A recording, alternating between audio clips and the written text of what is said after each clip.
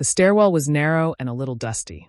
Veronica held a warm casserole in one hand and a small fig plant in the other. The plant was from her balcony. She had cared for it for years. New leaves had just opened, soft and bright, like little hands. She smiled when she saw them. "A good sign," she whispered. She climbed one more flight and stopped in front of her son's door. Apartment 3B. Adam's new life. She took a breath and pressed the bell. Footsteps. A quick shadow under the door. The lock turned fast, then the chain, then the door jerked wide. Sophie stood there.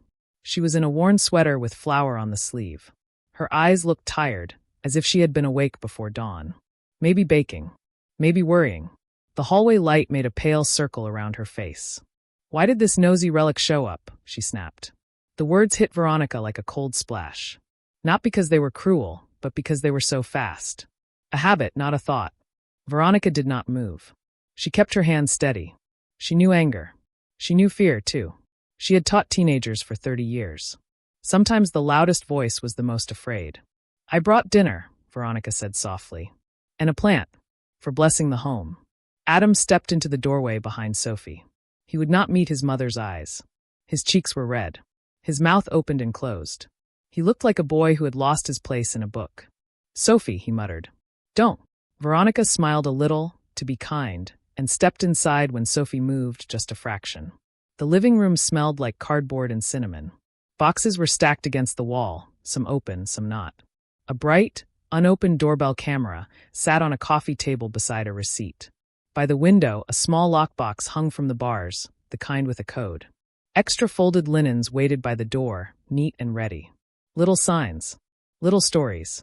Veronica set the casserole on the counter and the fig on the windowsill. The leaves caught the light and glowed. "I won't stay long," she said. No one answered. A neighbor's radio hummed through the wall. Someone down the hall laughed, and then went quiet. In the kitchen, a kettle clicked but did not boil. Sophie stood with her arms crossed tight, as if she was cold inside. Adam rubbed his forehead. He still did that when he felt trapped. "I like your place," Veronica said, because it was true. The room was small but bright. The floor was old wood. The window showed a line of trees. She could imagine mornings here, coffee, sugar, warm bread. She glanced at the flower on Sophie's sleeve again. "Busy day." Sophie looked down and brushed at the sleeve, even though the flower would not leave. "I baked," she said. The words came flat, then sharper. "Not that it matters." "It does matter," Veronica said. "Good food matters." She kept her voice simple and warm. She had learned a long time ago that kindness was not weakness. It was choice. But kindness did not mean silence. She set her leather folder on the table and laid her hand over it. Adam finally looked up. He looked at the folder and then at his mother. His eyes were tired. He was a good man. He worked hard. He also hated asking for help. Pride had carried him many years. Sometimes it carried him into trouble. "Mom," he said, almost a sigh. "You didn't have to come today." "I wanted to," Veronica said. "A home is new only once." Sophie shifted her weight. "We were about to go out," she said. It sounded like a test, a wall to push against. Veronica nodded. "Then I'll be brief." She walked to the sink, found glasses, and filled them with water. She set one in front of Sophie and one in front of Adam. Her hands did not shake. She had a steady teacher's grace, even in small things. She pulled out a small dish and placed the casserole spoon beside it. She uncovered the food. Steam lifted. Tomato, garlic, basil. It filled the room with a gentle heat. "For you," she said. "For strength." Sophie swallowed. Her face softened for a second, as if a door had opened inside and let out some air. Then it closed again. "We can't accept favors," she said, but her voice was smaller. "It's dinner," Veronica said. "Not a favor." Adam stared at the lockbox by the window. He seemed to realize, in that slow way truth sometimes arrives, that his mother had seen it. She saw most things. She always had. "The building has rules," Veronica said in the same calm tone. Not angry, not accusing. A simple fact. They are there to keep peace between neighbors. Sophie bristled. "We're not doing anything wrong." "I didn't say you were," Veronica said. "I said there are rules." She looked at her fig plant. One leaf had a tiny tear. It would still grow. She would pinch it later, help it heal. She turned back to them and placed her palm on the leather folder again. "I brought papers." Sophie let out a breath that was half laugh, half disbelief. Papers. Of course. Adam winced. Sophomore. Veronica did not open the folder yet. She wanted the air to cool. She wanted to hear the kettle click once more, and this time to boil. I like to do things clearly, she said. Clarity is kindness. Confusion is pain. Sophie's eyes flicked to the lockbox, to the linens, to the unopened camera. Her jaw tightened. You came to inspect us, she said, not a question. I came to bless your home, Veronica said, and to bring what is needed so you feel safe here. She did not add more. Not yet. She looked out the window for a moment. A bird hopped along the railing. The sky was pale and patient. There was a sharp silence, the kind that carries all the words people are afraid to say. Veronica could feel the shape of those words, heavy and awkward. Fear of judgment. Shame about money. Pride that hurt more than it helped. She had seen these things before. They broke families when they stayed hidden. They healed families when they came into the light. She lifted the folder and set it in the middle of the table, between all three of them. Her fingers tapped the edge once, a soft sound like a knock. She looked at Adam first, then Sophie. Let's sit, Veronica said. Just for a minute. Adam pulled out a chair. Sophie did not move. Then she did. Slowly. She sat across from Veronica, hands in her lap. Her shoulders were still high. Adam sat beside her and reached for her fingers under the table. She did not pull away. Veronica folded her hands. I'm not here to fight, she said. I'm here to tell the truth. And to hear it. Sophie's eyes filled, then cleared. She blinked hard. What truth? Veronica held her gaze. She pressed the folder lid with her thumb. The room seemed to lean closer. The kettle clicked again, this time ready. The kind that makes a home steady, she said. The kind that stops us from hurting each other. Her thumb lifted. The folder began to open. The folder opened with a soft sound. Veronica slid one paper out and turned it so they could read. Her finger rested under a line at the top.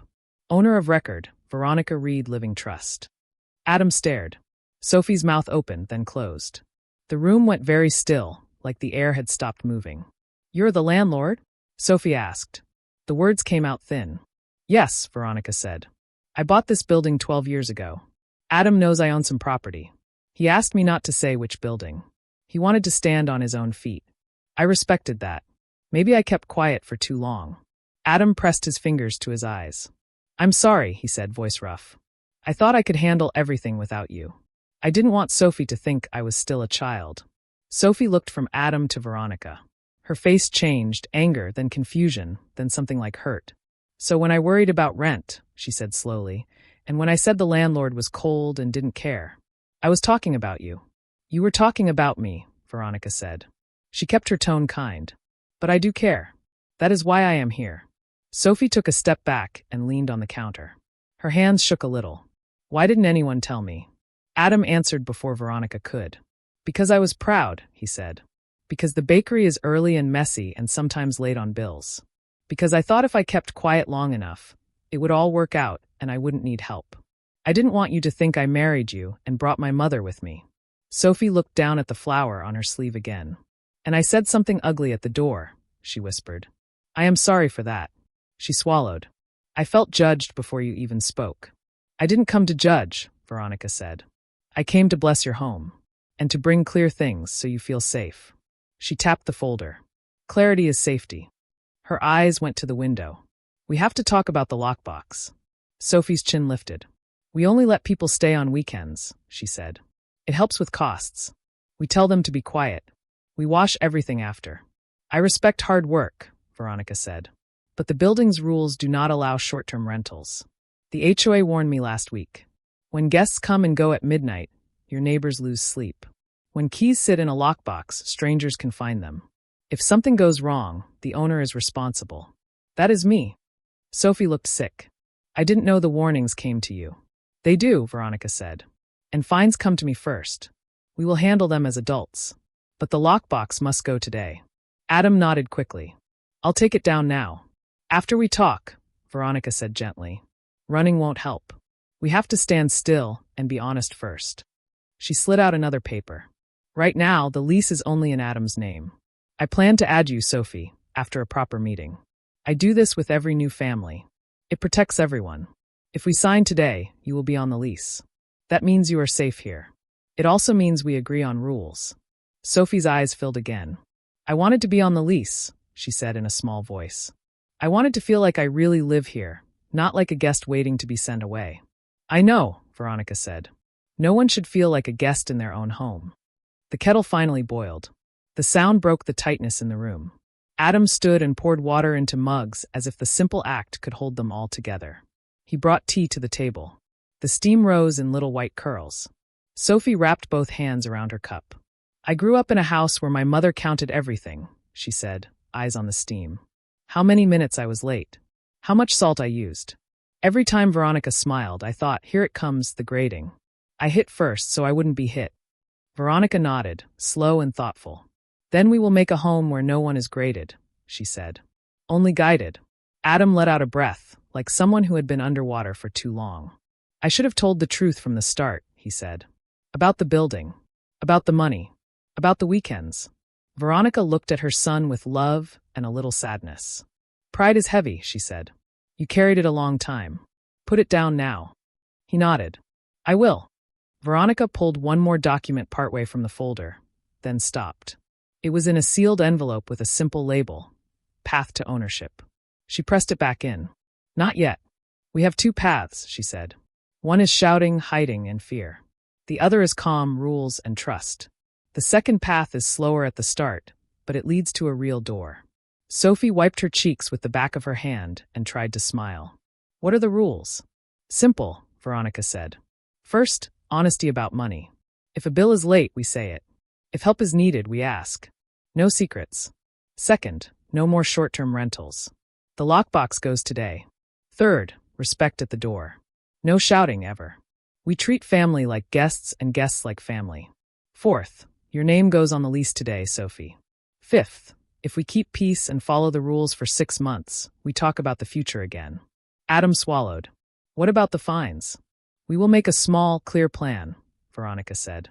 A little each month written down. You will pay it. I will stop worrying about it at night. Sophie nodded, slow but firm. I can do that, she said. We can do that. Veronica studied both of their faces. She saw shame, but also relief. She saw fear, but also a wish to grow.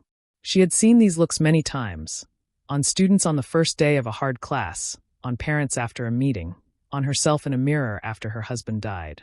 The same truth always followed. With steady steps, people could change. She closed the folder and set her hands flat on it. There is something else for later, she said. A good thing. But good things need good ground. Let's make that ground first. Adam reached across the table. Sophie did too. All three hands met for a moment. The contact was small and warm. It was not a miracle. It was better than that.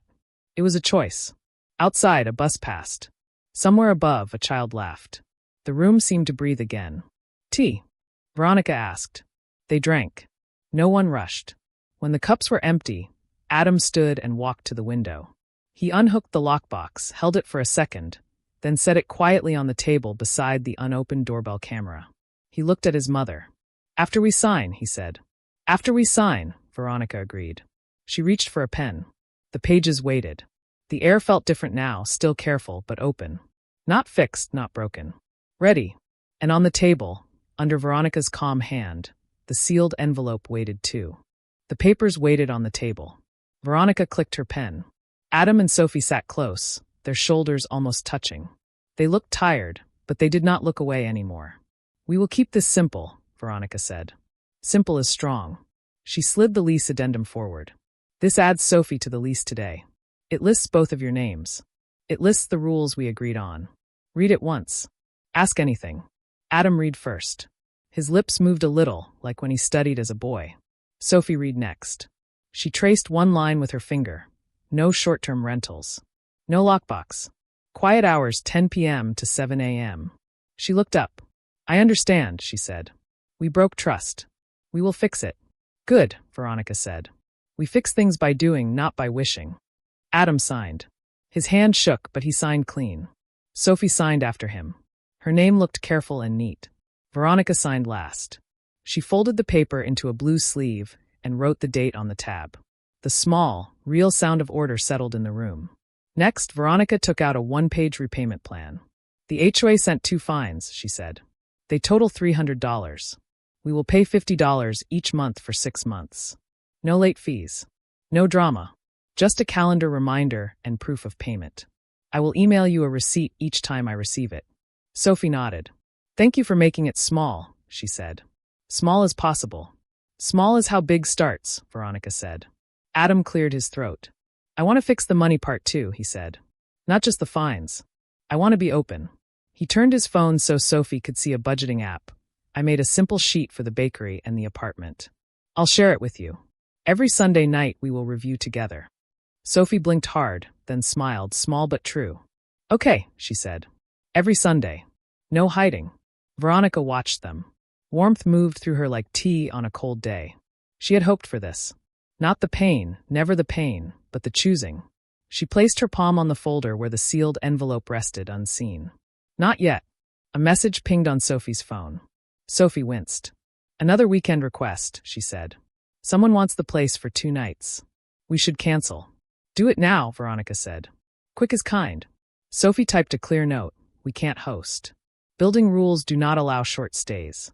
I am sorry for the change. We will refund at once. She hit send. Her hands still shook a little, but less than before. Adam stood and took the metal lockbox from the table. He turned the wheels one last time and opened it. The sound was sharp and small.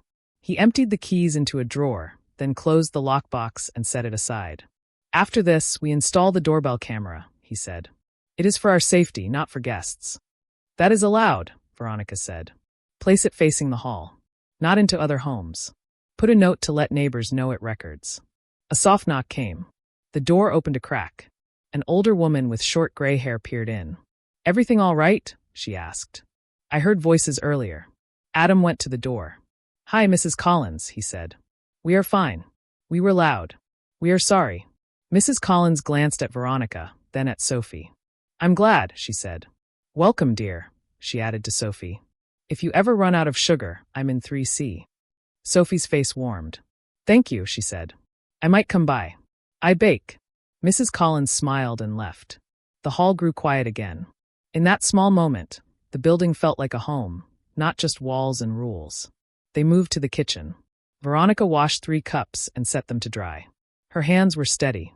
Now, she said, we make tea again and we make the plan official. She wrote the 5 rules on a single card in simple words. She used the big teacher letters her students used to love.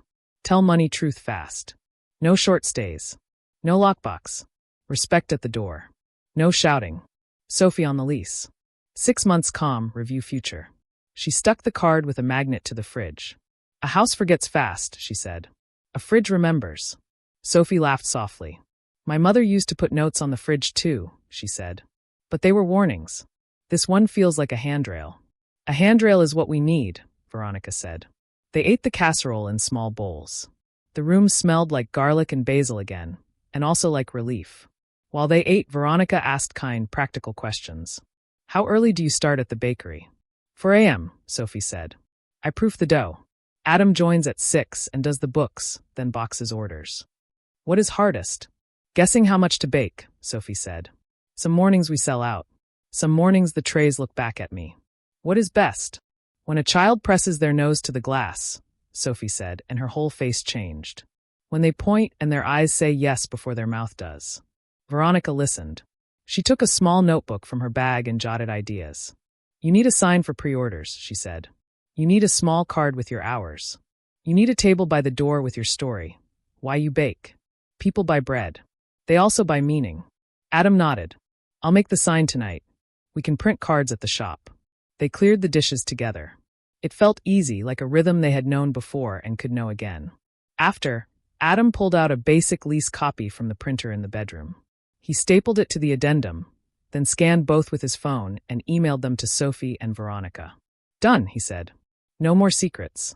Good, Veronica said. Now, set a reminder for Sunday night. Call it Money Plus Peace. They did. 2 small dings sounded as the reminders saved. It was almost funny how normal it felt. Before she left, Veronica walked to the windowsill and touched the fig plant. 1 leaf had browned at the tip. She pinched it clean with her nails. It will grow better this way, she said. Sophie came to stand beside her. Can I water it? She asked. Please, Veronica said. Sophie poured a little water at the base. The soil drank it in. They both watched as if something important might happen at once. Nothing did, and that was the point. Growth is quiet. It works while you sleep. At the door, Veronica took the blue sleeve with the lease and the small repayment plan. She also took her leather folder. Inside, the sealed envelope still waited with its plain label, Path to Ownership. She felt its weight. Not heavy, not light. Right. Adam hugged his mother. It was a long hug, like the kind she used to give him before school. "Thank you," he said into her shoulder. Sophie stepped forward. Her voice was careful, honest. "I am sorry for the words at the door," she said. "I was afraid and rude. I will do better. You are welcome here." "Thank you," Veronica said. "I accept your apology. And I accept your welcome." She looked at both of them. "Keep choosing the rules we wrote. Keep talking before the anger comes. Keep the lockbox in a drawer and the doorbell on the wall. 6 months is not long. You can do this." They nodded. Veronica opened the door. The hall smelled like old soap and sunlight. As she walked to the stairs, she brushed the folder with her fingertips. The envelope pressed back, quiet and patient. "Not yet," she whispered. "But soon." 6 months passed like slow rain soaking into dry ground. The lockbox was gone. The doorbell camera was up, facing the hall with a polite sign beside it. Sunday nights had a rhythm now. 2 mugs of tea, the money plus piece, reminder ding, a short talk with no secrets. The fines were paid month by month. Each time, Veronica sent a receipt. Each time, Adam replied received. And Sophie replied with a small thank you. Nothing dramatic. Just steady steps. The bakery changed too. Adam made a clean sign for pre-orders and set it by the register. Sophie printed little cards with their hours and a short sentence about why she bakes. Because warm bread makes a hard day softer. Children pressed their noses to the glass and left smile marks. A woman from 3C, Mrs. Collins, became their best morning customer. She always asked for a cinnamon roll with corner that looks extra sticky. Some mornings they sold out by 10. Some mornings they did not. But the trays no longer looked back at Sophie. They simply waited, and that felt kinder. On a cool evening, air smelled like rain and sugar. Veronica climbed the same stairwell with a brown envelope tucked inside her leather folder. She paused at the window and looked at the fig plant on the sill. Its leaves were bigger now, a deeper green. One leaf had a tiny scar where she had pinched it. It had healed into a neat line like a seam. She knocked. Adam opened the door at once. "Mom," he said, smiling. "Come in." Sophie came from the kitchen and wiped her hands on a towel. There was flour on her cheek, a small white moon. "Tea?" she asked. Her voice was easy. "Tea," Veronica said. They sat at the table. The fridge still held the card with the 5 rules. The words were a little bent at the corners from months of opening and closing the door. Veronica touched the card and nodded, as if the fridge were a student who had done good work. "How are we?" she asked. "Paid in full," Adam said, and slid 2 emails across his phone. Each had a little green stamp that said paid. "We kept our promise." "No short stays," Sophie added. "We canceled every request." "We said why." "We returned money fast." "And the door?" Veronica asked. "No shouting." They both said at once and laughed. Veronica's eyes warmed. "Good," she said. "Then I brought the thing that needed good ground." She placed the leather folder on the table, opened it, and took out the sealed envelope they had seen before. She set it in front of them, but kept her hand on it for a heartbeat. "I want to say something first," she said. 6 months ago, we stood in this room with fear between us. Today I feel calm. Calm comes from truth. You two made that truth every week. She looked from Adam to Sophie. "I am proud of you." Sophie's eyes shone. "Thank you," she said quietly. Veronica lifted her hand. Adam broke the seal. Inside was a short agreement with simple words. He read the title out loud. Path to Ownership. "It explains the plan," Veronica said. "We start now. I transfer the first share of this apartment today. 10%. Not to Adam alone. To both of you together. Your names go on the title side by side. Every 6 months, if we keep the rules, more shares move to you. In 5 years, this home will be fully yours." The room did not move for a second. Then Sophie let out a breath like a small cry. "To both of us?" she whispered, as if she did not want to scare the words away. "To both of you," Veronica said. "A home stands stronger when 2 people hold it." Adam pressed his palms to the table. His eyes were wet. "I thought the plan was just for me," he said. I didn't know. I planned it for both of you from the start, Veronica said. But I waited to see the ground. You built that ground together. Sophie covered her mouth. A laugh and a sob came out at the same time. I have never had my name on a home, she said. Not once. Not anywhere. You have it here, Veronica said. If you two choose it again and again. Adam reached for the pen. His hand did not shake now. He signed. Sophie signed after him. She paused with the pen tip touching the paper and then wrote her name slowly, as if listening to each letter. Veronica signed last and dated the page. The sound of the pen on paper was soft and sure. They sat very still. Sometimes joy is loud. Sometimes it is quiet because the heart is tired from carrying fear and is learning to put it down. Sophie stood suddenly and scooped something from the counter. Wait, she said. She came back with a small paper bag and set it in front of Veronica. We saved you the corner that looks extra sticky. Veronica opened the bag and laughed. Mrs. Collins will be jealous, she said. She already had one, Sophie said, smiling. She told me to save this one for you. They ate warm bread and wiped sugar from their fingers. The rain started outside, gentle and steady. The building sounded safe. A neighbor's soft radio, the elevator humming, someone dragging a chair a little and then stopping, as if remembering the quiet hours. Veronica took a small envelope from the folder and pushed it towards Sophie. One more thing, she said. At the bakery, your oven broke last month for 2 days. You did not panic. You called a repair person. You posted clear hours. You told customers the truth. That is how grown people handle storms. She smiled. This envelope holds a tiny fund for equipment repairs. It is not a gift for fun. It is for when things break. Use it only then. Refill it when you can. Sophie opened it and saw a few bills and a small note. For fixes, not for fear. She pressed the envelope to her chest. We will keep it safe, she said. Adam leaned back and looked around the apartment. The fig plant. The fridge note. The neat stack of paid receipts. The doorbell camera sign. The table where they signed their names side by side. He let the room sink in. I have something to tell you, he said to Veronica, a little shy. Every time we had a slow week, 3 or 4 pre-orders came from the same email. It always asked for 2 cinnamon rolls and 2 country loaves. It started the day we put the sign out. The name on the email was Yem. We thought it was a nice neighbor. Veronica's mouth curved. It was, she said. Yem are your father's initials. I used them because he would have wanted warm bread on hard days. I placed the first orders to help you breathe while the new plan found its feet. After that, the neighborhood took over. You kept them by yourself. Sophie covered her eyes and laughed through tears. You sneaky, kind woman, she said. Clarity is kindness, Veronica said. But a little quiet help at the beginning is not a crime. They cleaned the table together. Veronica tucked the signed ownership papers into the blue sleeve and handed copies to Adam and Sophie. She wrote the new date on the fridge card. 6 months calm, first share done. Then she drew a small box beside it and wrote, next review date, 6 months from today. At the door, Adam hugged his mother. Sophie hugged her too, long and firm, not careful anymore. Veronica kissed their cheeks and stepped into the hall. The rain smell was stronger out there. She felt lighter, like someone who had set down a heavy bag. She glanced back once. Adam and Sophie stood in the doorway, close together. The fig leaves shone in the window. The warm light from the kitchen reached into the hall and touched her shoes. Bless this home, Veronica said. Then she smiled because for the first time, it was not only her blessing that mattered. It was theirs. And they had written their names into it, side by side, where everyone could see.